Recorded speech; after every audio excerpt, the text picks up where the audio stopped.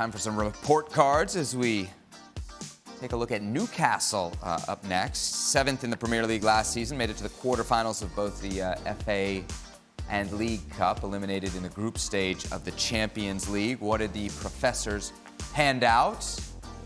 All right, Professor Laurent, B-. Professor Moreno, B-. Professor Hislop, C+ for your former team. Just a little bit of heartbreak in there, Sebi. Why?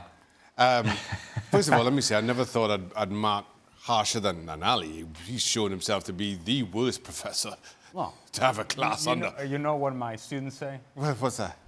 They felt challenged. Yeah, well, yeah. So they learn. I don't know how to feel about providing a lower grade than Ali.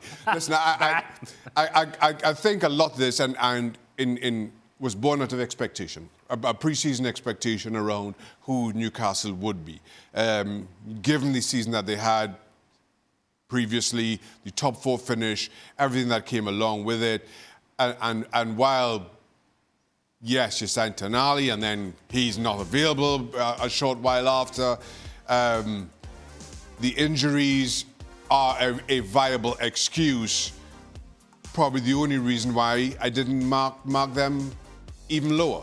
That and I certainly thought the Champions League run in the group stage, that disappointing end with the PSG game aside, was something to really hold on to. But when you look at Newcastle of season before last and then this season that just finished, it feels like a disappointment.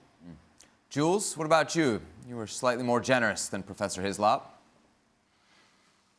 Yeah, only because there was a point in the season where I really saw them finishing 10th or 11th.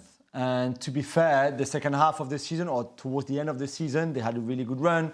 They finished 7th. They only missed out on Europe because United won the FA Cup and got that extra place, really, that otherwise, had City won, it would have gone down to 7th.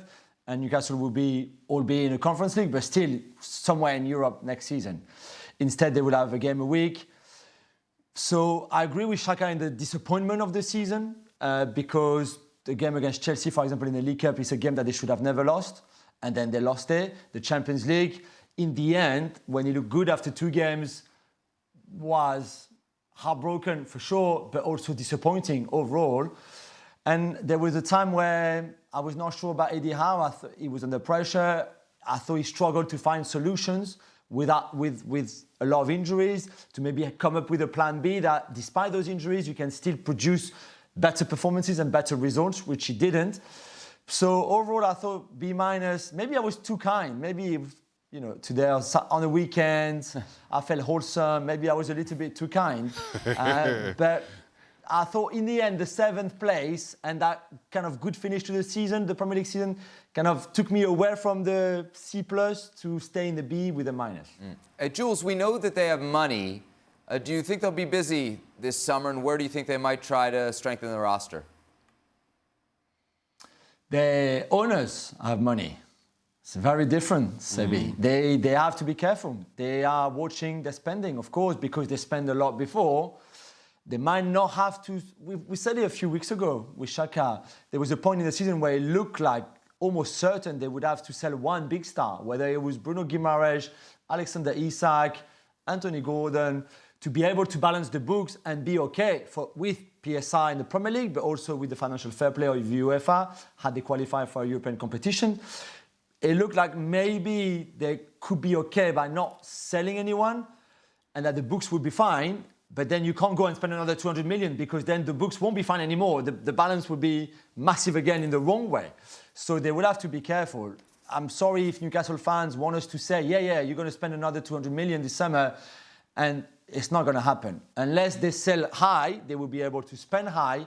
If they don't sell high because they don't have to sell and they want to keep all those stars and they want to stay, then they might be able to adjust the squads, but it won't be with someone that's costing 70 or 80 million. All right, so Shaka was particularly harsh looking back on Newcastle's season. Let's see what he's thinking looking ahead to Newcastle's next season. We'll get some very early prognostications. What do you think? I don't know if top four is within touch again, kind of given how this season's gone and some of the constraints that Jules just articulated. But at the very least, Newcastle need to be finishing top 6. Anything below that, you get even lower than a C+. I'll be that critical of Newcastle. Would you back them, Male, to get top 6? No, they'll finish right there where they are right now. And by the way, maybe, Shaq, I was grading on a curve. Maybe. Yeah. It was a low B minus. Well, yeah, well. It was a B minus that was leaning heavily on a C+. But I just don't see a team that honestly is going to get better. I see a team that is going to stay right where they are, whereas other teams that are around the neighborhood of Newcastle have the potential of being better. We don't know what Manchester United is going to be, but if they are better, they may jump Newcastle. And if you have an area of concern for Newcastle, just look at their goals allowed this season. You go back to last season and what they were, no, not this past season, but 2 seasons ago, if you will, their area of strength was defensively. They allowed only 33 goals throughout the whole season. Guess what? This year, nearly 30 more goals. Nearly 30 more goals. And if that's indeed what the trend is going forward, then it feels like Newcastle, at best, they're going to hold on to the position they have right now. Jules, 6 or above, or 7th or below? I think top 6 has to be the objective. And then maybe their chance is that it's a new Chelsea with Enzo Maresca, the former Leicester manager. We don't really know if that's going to start well or not, or what's going to happen. Same, I guess, with Liverpool and Arne Slot. Potentially same with United and a new manager if they sack Ten Hag. At least you've got the stability, especially if you can keep all your squad and certainly all your best players, then at least you'll have that ahead of Chelsea, Liverpool and United potentially. So this is good news, I guess. But yeah, you could also see them easily finishing top 8, but on the wrong side of the top 8, which is 7 and 8, which really is not what they're aiming for.